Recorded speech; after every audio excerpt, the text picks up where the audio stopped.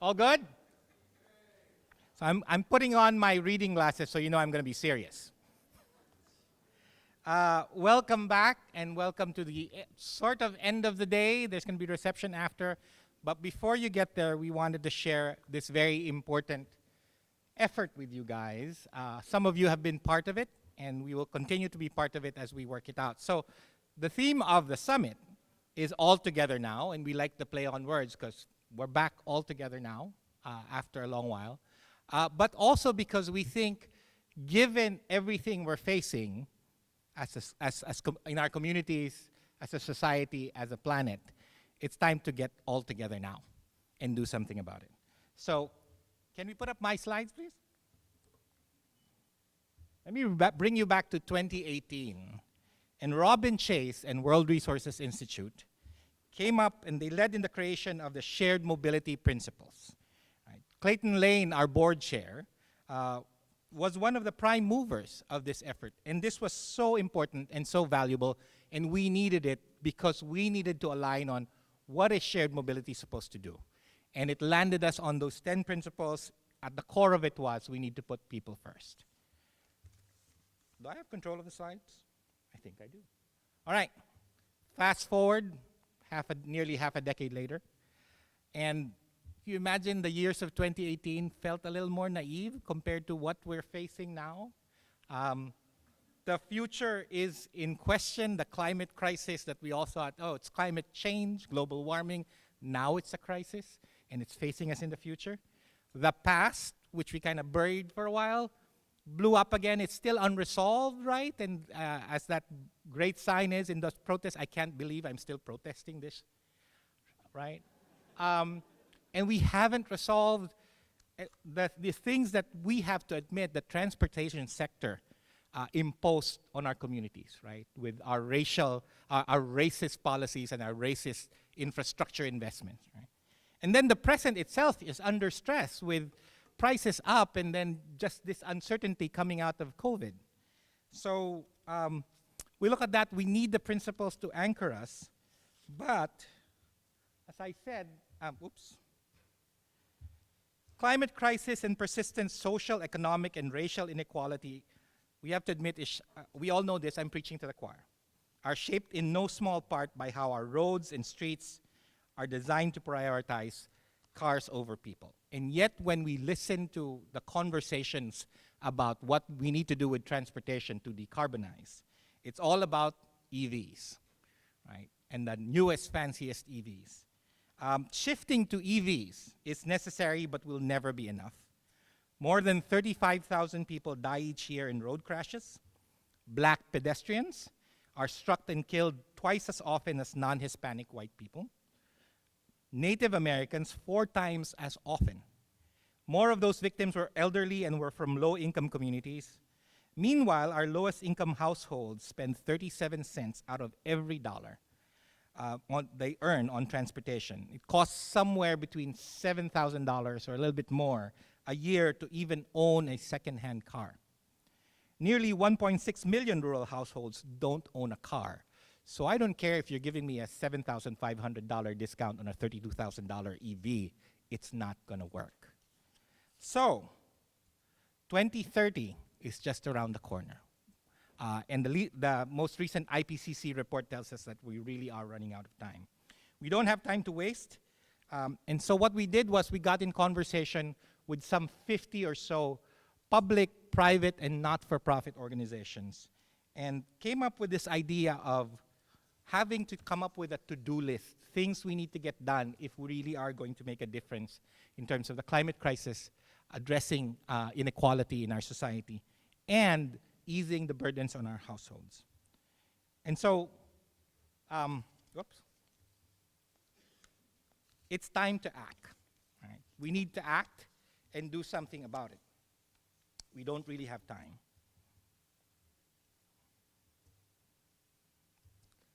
Oh, technical problems. There you go. And with those 50, we said, let's come together and use shared mobility, advance shared mobility to confront the climate crisis and inequality and ease the cost burdens for families. Let me pause for a moment and say, what do we mean by shared mobility? right? Because often we talk about shared mobility and what comes to mind is shared bikes, TNCs, shared cars. By shared mobility, we mean all the options that free us from our dependence on using the private car, right? Shared mobility is the systems and infrastructure that allow us to reduce our costs and our carbon emissions by sharing rides and sharing vehicles. It includes everything from public transportation, we've been talking a lot about transit, to ride hail, from car sharing to on-demand and responsive microtransit, from shared bikes and scooters to paratransit. Shared mobility infrastructure includes safe sidewalks, protected bike lanes, complete streets, and shared mobility hubs. And shared mobility systems also include the digital and information systems we use to find and access and use these services. By giving us more ways to get around, shared mobility can make our streets safer, connect more people to more opportunities, and reducing our need to own and drive and park our private cars. Shared mobility can help reshape our streets, our towns, and our cities. Shared mobility can reinforce more sustainable land use patterns and help save our planet. Big ambitions. And so we came up with the Shared Mobility 2030 Action Addenda. We call it this to-do list that we have to get done within the decade. The big, hairy, audacious goal is to make shared mobility, the whole spectrum, more reliable, easier to use, and more available, more equitable, more accessible, more environmentally sustainable, and more economically sustainable than driving a car. And we've been working with this group of organizations over the last few months, still not complete, but we've come up with at least 7 agenda items, and let me walk you through them. The first one, we need to invest and build out infrastructure for shared mobility as standard components of all transportation projects. Usually it's the exception. You have to, when you're building, you have to argue for building out the sidewalks or making it more accessible. We've standardized road signs and lane widths, even pavement quality. Right? We've made building more road access and more parking a default requirement in our development projects for much of the last century, all to benefit private car use. If we want more transportation options to be able to compete with a private car, we should also standardize the components of shared mobility. In transportation infrastructure, it should be that the default is you should have facilities for shared mobility, and you have to make an exception if you're not making them. Components like sidewalks, safe complete streets, bus stops, you know the whole list, right? And it's all to make shared mobility much more available, accessible, reliable, and visible. Then we need to invest in and build the foundational technology and information systems that make shared mobility more reliable and available and accessible and easier to use. We can make it easier for households to use shared mobility, but our systems need to work together. Most of our information systems are still a patchwork and don't work as seamlessly as they should to make shared mobility more reliable, available, and accessible and easier to use. And I'm not even talking about mass. I'm talking about basic information that we're able to transmit and learn about, right? Our systems are not interoperable yet, and we don't have clear strategies and plans for how we will build and interconnect information systems. And that needs to be something we plan and get done. We need to, and this, I really like this, is we need to create and use products and incentives to help households shift to more shared mobility. Right? We've built our towns and cities so much around private use of cars that for many people, they don't know any other way to get around. And we've built all this technology, but we haven't thought about the tools and the incentives to get them to shift. And we need to get that done.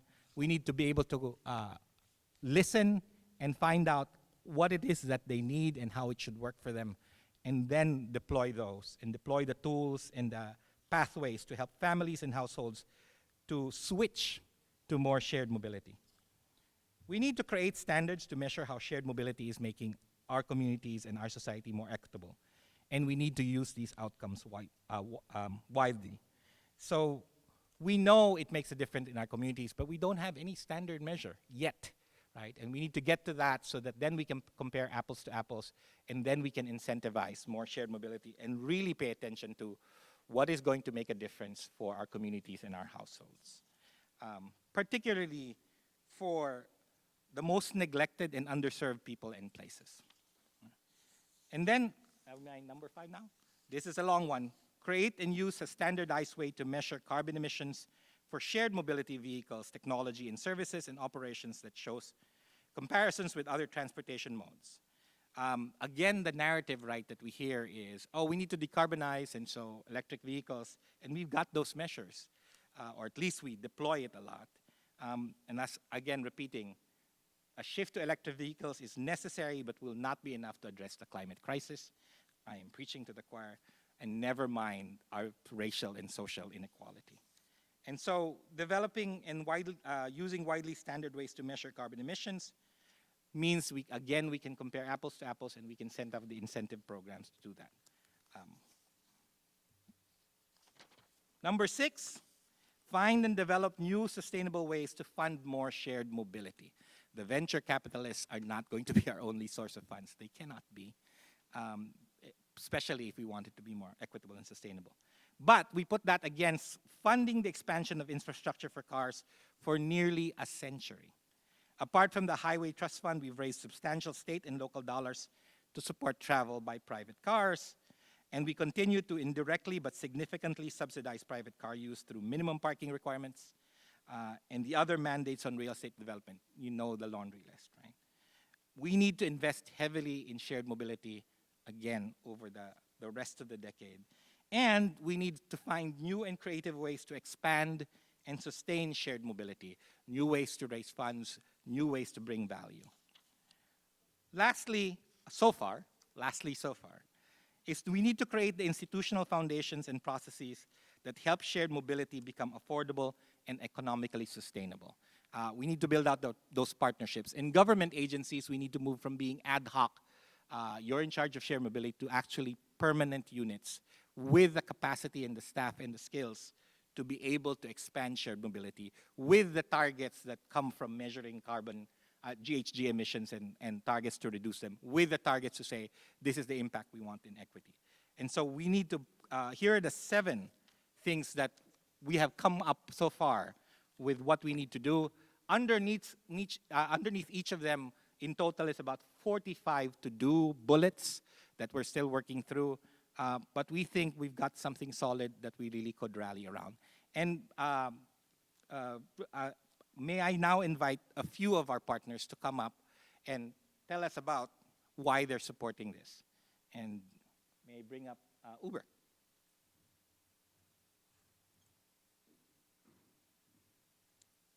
Hi everyone, my name is Kevin Luzong, and I'll be speaking on behalf of Shinpei Sai, who unfortunately was not able to make it to our summit. Uber is proud to stand with the Shared Use Mobility Center and the organizations, public agencies, and companies here today to support the Shared Mobility Action Alliance, a commitment to take action on a climate and social emergency. For too long, car dependence has been privileged by too many places, systemically isolating too many marginalized people and destroying too much of our environment. We all know that it was an alliance of government policies, private companies, and other organizations that created this inequitable situation, and it will take an alliance and immediate action to get ourselves out of it. Uber's mission is to reimagine the way the world moves for the better. We're committed to playing our part in the alliance and taking action today towards inclusive, clean, and connected mobility that serves everyone and our communities. We thank SUMSI for leading the effort in creating the alliance and the action agenda. Thank you.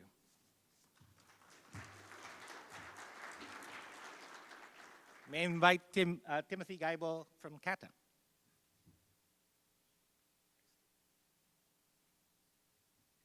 Is Tim here? Okay, we may have lost Tim for a moment. Sahar and Nelson Nygaard.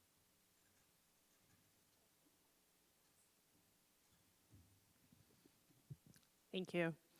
Nelson Nygaard is committed to the Shared Mobility Action Agenda because we recognize the importance of transportation and mobility in the outcomes that communities care about, namely safety, health, sustainability, economic opportunity, and social connection. We recognize the inequitable impacts of our past transportation decisions and investments and know that we must change the conversation and the paradigm to address historic harms and center equity in all that we do. We've signed on to the action agenda to collaborate with partners across the country to ensure that shared mobility is centered on people and communities first. Thank you. Gary and Memphis.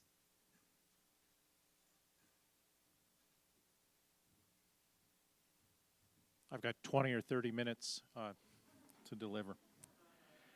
Giving me a microphone is always dangerous.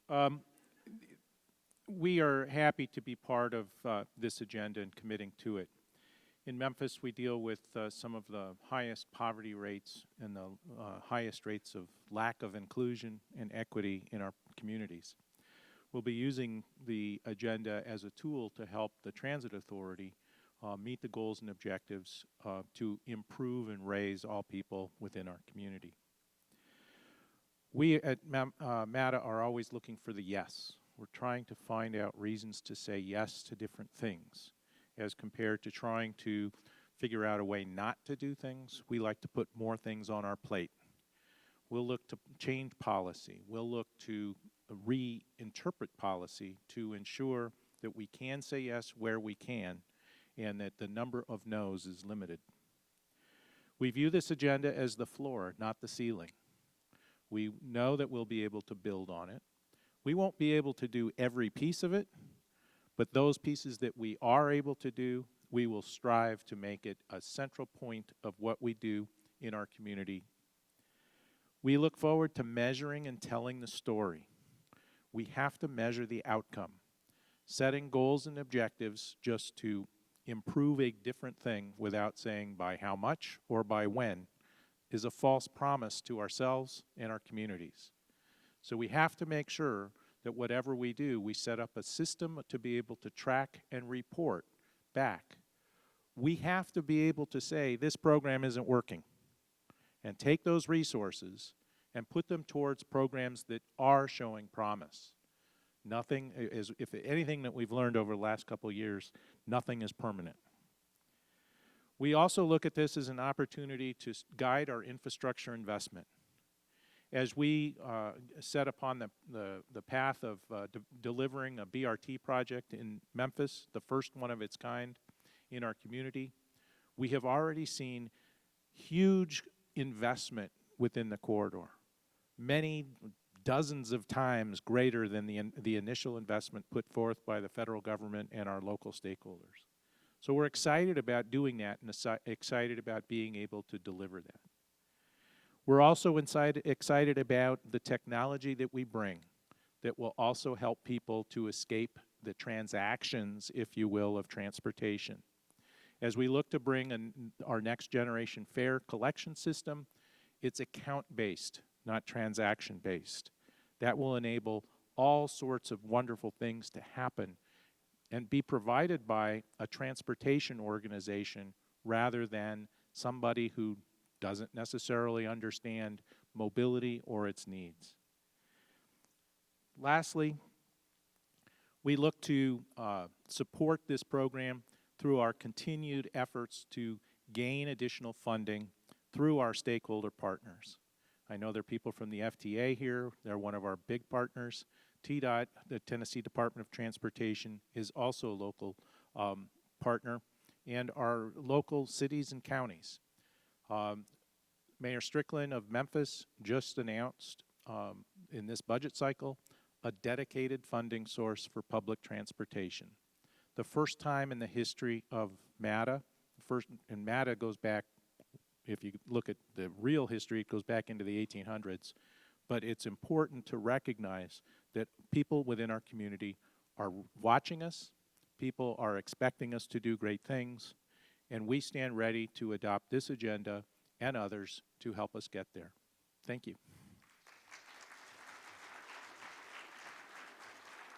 Nick from Denver.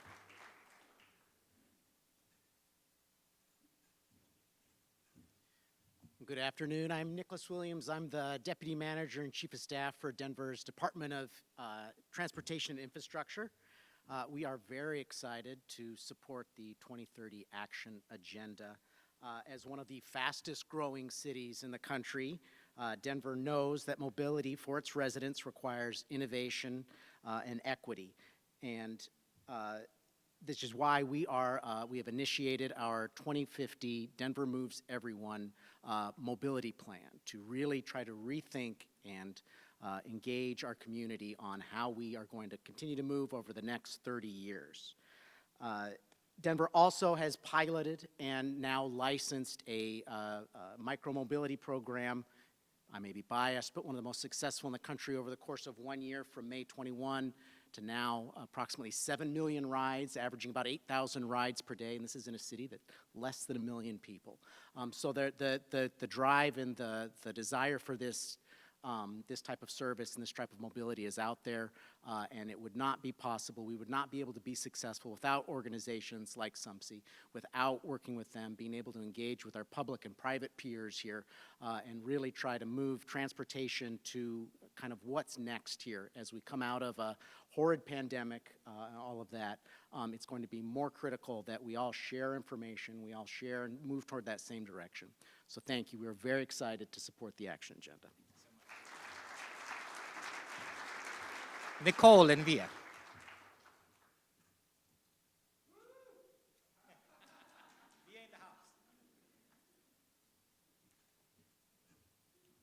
Thanks for that.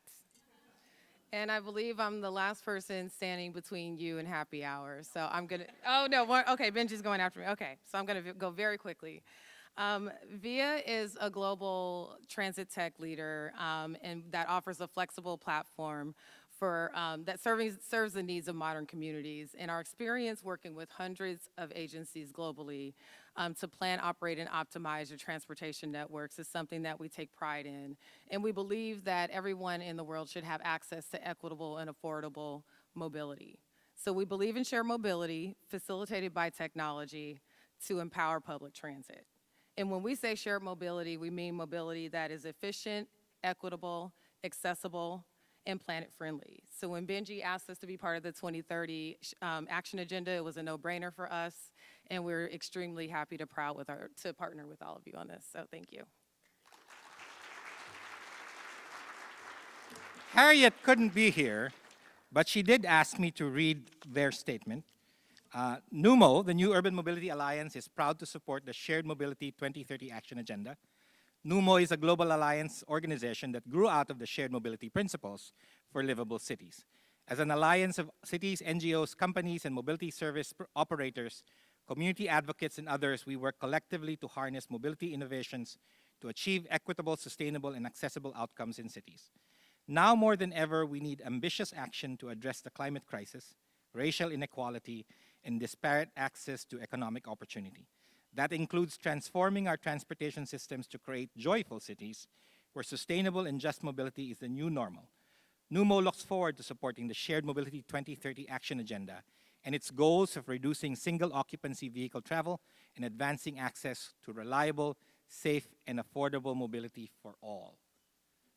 These are our other partners that we're working with, and we invite you to join us and keep growing and struggling with us to figure out all the things we need to get done, because we don't have time to waste.